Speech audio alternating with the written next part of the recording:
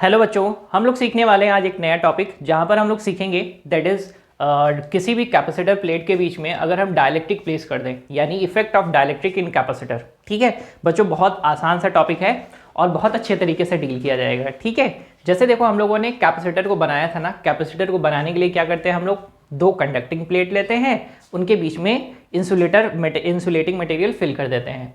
और यहाँ पर वो इंसुलेटिंग मटेरियल क्या है, डाइलेक्ट्रिक है, क्योंकि डाइलेक्ट्रिक मटेरियल्स और नॉन कंडक्टिंग और इंसुलेटर्स जिनके मॉलिक्यूल्स क्या होते हैं, पोलराइज होते हैं। कब पोलराइज होते हैं, जब उनको हम एक्सटर्नल इलेक्ट्रिक फील्ड में प्लेस कर देते हैं। यही तो डिस्कशन किया था हम लोगों ने। अब करेंगे क्या, हमको ना ये पता करना है कि डाइलेक्ट्रिक इंक्लूड करने से हमारा कैपेसिटेंस बढ़ता है या घटता है इन कंपैरिजन टू वैक्यूम। कि अगर मैंने दो कैपेसिटर प्लेट को रखा है ना, दो कैपेसिटर प्लेट के बीच में क्या है, वैक्यूम है, तो उस कंडीशन पर कैपेसिटेंस कितना होगा, और अगर डाइलेक्ट्रिक फिल कर दे तो कितना होगा। ठीक, दोनों में कंपैरिजन कर लिया जाएगा। ठीक है, चलिए देखते हैं। तो सबसे पहले मैं ड्रॉ कर रहा हूं आपके लिए नॉर्मल केस, जहां पर हम लोग पता किया करते थे ये हमारे पास दो कैपेसिटर प्लेट है। ठीक, ये कैपेसिटर प्लेट है जो कि है निगेटिव, ये दूसरी कैपेसिटर प्लेट है जो है पॉजिटिव। ठीक है, ये इसके पास सरफेस चार्ज डेंसिटी है प्लस सिग्मा, इसके पास सरफेस चार्ज डेंसिटी है माइनस सिग्मा। ठीक है, दोनों के बीच का डिस्टेंस कितना है, वो है स्मॉल डी। और बीच में यहां पर क्या है, यहां पर है आपके पास वैक्यूम। तो मैं यहां पर आपके पास बोलूं कि यहां पर क्या है, इनके बीच में दैट इज पूरे के यहां पर क्या है, ये वैक्यूम है, कोई भी मीडियम प्रेजेंट नहीं है। ठीक, इसी तरीके से दूसरा सिनेरियो लेते हैं।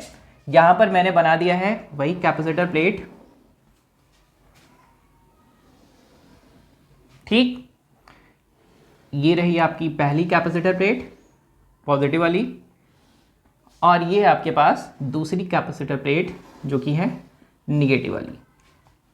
ठीक है, इनके पास कैसा चार्ज डेंसिटी है, प्लस सिग्मा, इनके पास कैसा चार्ज डेंसिटी है, माइनस सिग्मा। इनके बीच में ये दोनों जो प्लेट है ना, इनके बीच में यहां पर हमने पूरी तरीके से फिल कर दिया है। क्या फिल कर दिया है, फिल कर दिया है डाइलेक्ट्रिक मटेरियल्स।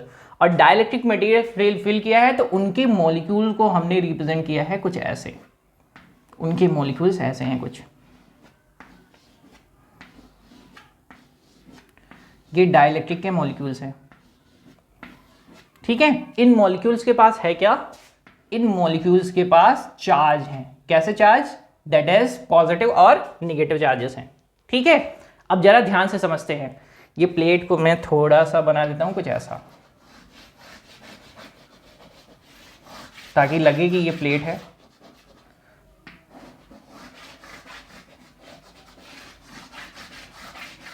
ठीक है, ये आपकी पॉजिटिव प्लेट है और ये कैसी प्लेट है, निगेटिव प्लेट। इसी तरीके से सेम इधर भी है, ये आपकी कौन सी प्लेट है, पॉजिटिव प्लेट, और ये कैसी प्लेट है, निगेटिव प्लेट। ठीक है, अब ध्यान से देखते चलेंगे बच्चों। यहां पर क्या है, सिर्फ और सिर्फ वैक्यूम, कोई भी मीडियम नहीं है। यहां पर क्या है, डाइलेक्ट्रिक है। तो हमें यही पता करना है कि भाई इस केस में आपके पास कैपेसिटेंस कितना है और इस केस में कैपेसिटेंस कितना है। ठीक है, तो टास्क आप समझ पाए हैं। डाइलेक्ट्रिक इंक्लूड करके देखना है कि कैपेसिटेंस बढ़ता है कि घटता है, और बढ़ता है तो कितना बढ़ता है, घटता है तो कितना घटता है। ठीक, चलो देखो, अगर मैं यहां पर बात करूं तो यहां पर फील्ड लाइंस कैसी होंगी, पॉजिटिव से नेगेटिव की तरफ, और इनके बीच में जो इलेक्ट्रिक फील्ड है, इलेक्ट्रिक फील्ड को मैं ऐसा ट्रीट कर रहा हूं कि उसको मैं लिख रहा हूं दैट इज ई नॉट। क्या लिख रहा हूं बच्चों, ई नॉट से रिप्रेजेंट कर रहा हूं इलेक्ट्रिक फील्ड। कितना होगा, तो ये हम लोगों ने डिस्कशन किया था with derivation, that is sigma upon epsilon not, यानी सरफेस चार्ज डेंसिटी अपॉन क्या, दैट इज मीडियम। मीडियम क्या है, दैट इज फ्री स्पेस। ठीक है, इसी तरीके से यहां पर हम लोगों ने पोटेंशियल निकालना था, तो पोटेंशियल को हम लोग लिख देते हैं v naught. V naught equal to क्या लिखेंगे, that is e naught into कितना, डी।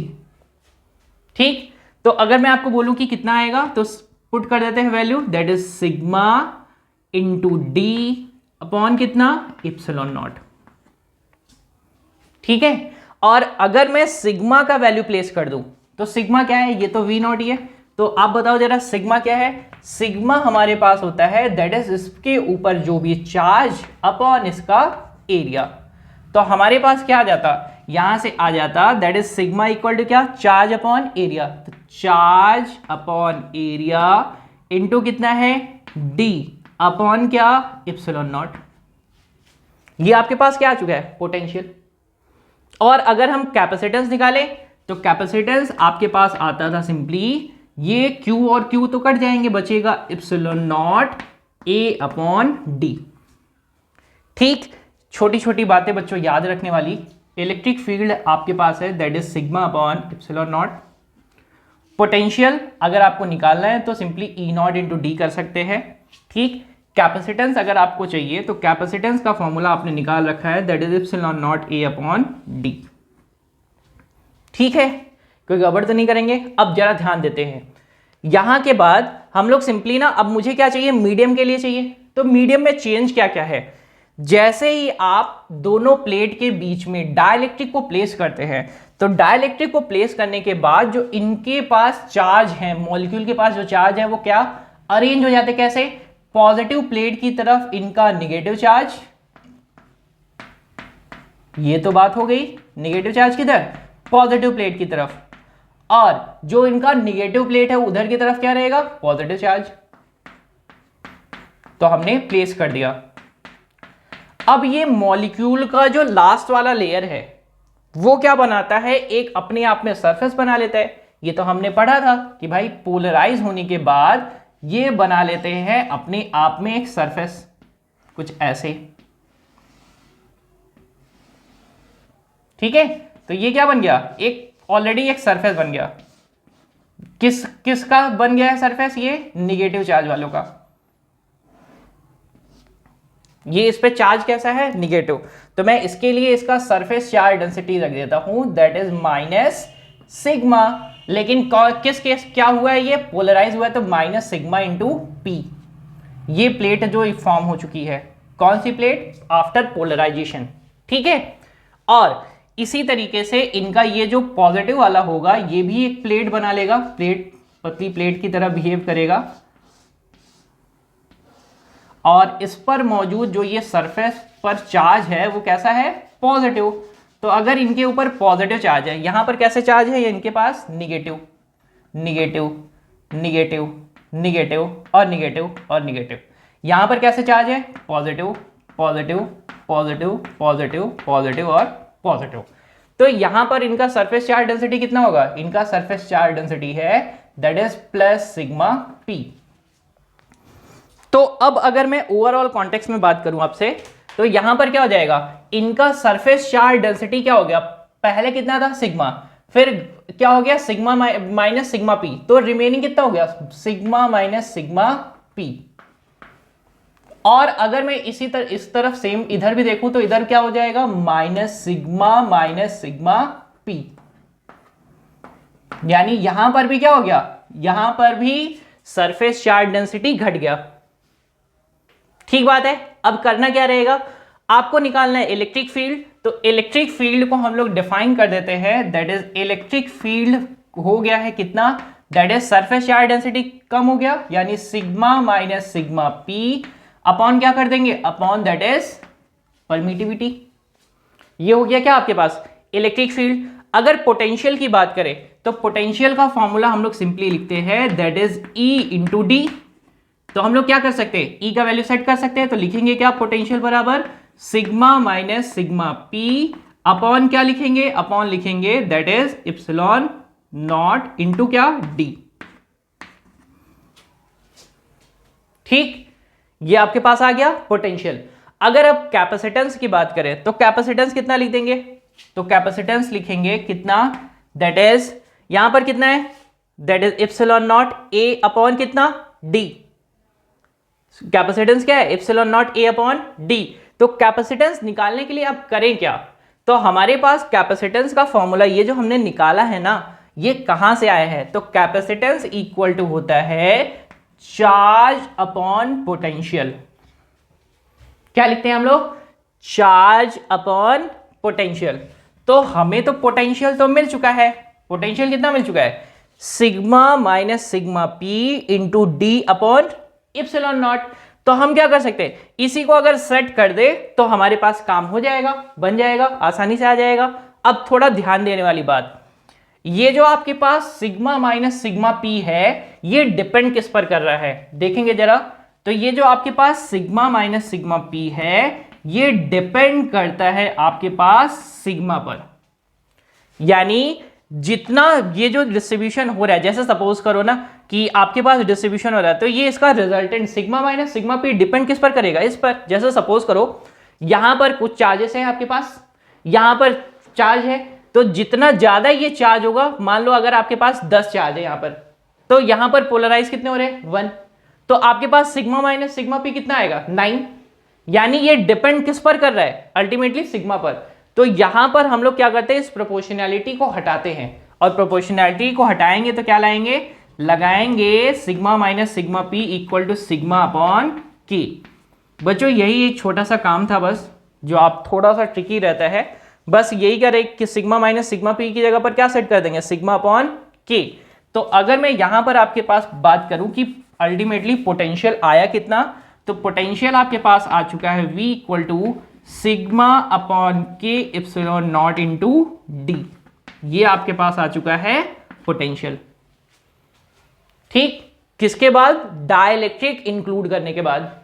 अब मुझे चाहिए क्या, मुझे तो चाहिए कैपेसिटेंस, तो कैपेसिटेंस का फॉर्मूला रख देंगे बस। ठीक, ये एक बात और कर लेते हैं, अगर मुझे यहां पर सिग्मा चाहिए तो सिग्मा इक्वल टू हम लोग लिख सकते हैं क्यू अपॉन ए। ठीक है ना, सिग्मा इक्वल टू क्या लिख सकते हैं, क्यू अपॉन ए। ठीक, और कैपेसिटेंस इक्वल टू हम लोगों ने लिखा है चार्ज अपॉन वोल्टेज। तो बस सिंपल सा निकाल लेंगे यहां से, capacitance equal to charge upon क्या लिखेंगे, वोल्टेज। तो चार्ज कितना है, क्यू, अपॉन क्या करेंगे, वोल्टेज। सिग्मा की जगह पर हम लोग सेट कर देते हैं क्यू अपॉन ए, तो सेट कर देते हैं क्यू अपॉन ए, ऊपर चला जाएगा, इनटू में क्या है डी, और दैट इज यहां से आपके पास क्या आ जाएगा, दैट इज वोल्टेज का वैल्यू सेट करना है, तो वोल्टेज की जगह पर, वोल्टेज में क्या रखा, सिग्मा की जगह पर सिंपली रखा, दैट इज क्यू अपॉन ए, ये रहेगा डी आपका नीचे, और ये के इप्सिलॉन नॉट कहां चला गया, ऊपर। तो आपके पास आ चुका है सिंपली, दैट इज यहां के बाद मैं कहां पे लिख दूं, यहां पे सिंपल सा लिख देता हूं। तो देखो यहां के बाद मैं यहां लिख रहा हूं, हाँ, कोई ऐसा नहीं बोलेगा कि सर यहां से, मैं यहां के बाद अब यहां पे लिख रहा हूं, तो C इक्वल टू आ जाएगा that is epsilon not a into के अपॉन कितना, डी। ये आ गया आपके पास किसी भी डाइलेक्ट्रिक मीडियम के लिए कैपेसिटेंस। फ्री स्पेस में यानी वैक्यूम में आपके पास कैपेसिटेंस कितना था, इतना था। आपके पास नया क्या आया, नया ये के इंक्लूड हो गया है। अब देखो जरा ध्यान देने वाली बात ये है कि आपके पास ना ये sigma epsilon not a upon D को हम लोग क्या लिख सकते हैं, दैट इज ये लिख सकते हैं। तो लिखेंगे क्या, that is C equal to C naught into क्या, के। यानी आपके पास जो कैपेसिटेंस पहले था उसके कंपैरिजन में आपका कैपेसिटेंस क्या हो गया, बढ़ गया है। ये और कितने टाइम्स बढ़ा है, के टाइम्स बढ़ा। यही तो हमारा मेन ऑब्जेक्टिव था ना। क्या ऑब्जेक्टिव था, हमें पता करना था कि डाइलेक्ट्रिक इंक्लूड करने के बाद कैपेसिटेंस बढ़ता है कि घटता है। तो क्या हो गया बच्चों, बढ़ गया। ठीक है ना, पक्का, कोई गड़बड़ तो नहीं करेंगे। यहां पर ये के क्या है बताइए जरा, के इज डाई इलेक्ट्रिक कॉन्स्टेंट। के क्या है, डाई इलेक्ट्रिक कांस्टेंट। और डाइलेक्ट्रिक कांस्टेंट को अगर मैं एक लाइन में आपको बताऊं तो डाइलेक्ट्रिक कांस्टेंट को हम लोग लिखते हैं that is permittivity in medium upon permittivity in free space. बस छोटी सी कहानी थी। ठीक है, तो बच्चों ये चीज़, ये टॉपिक हम लोगों ने क्लियर कर लिया है बहुत अच्छे तरीके से।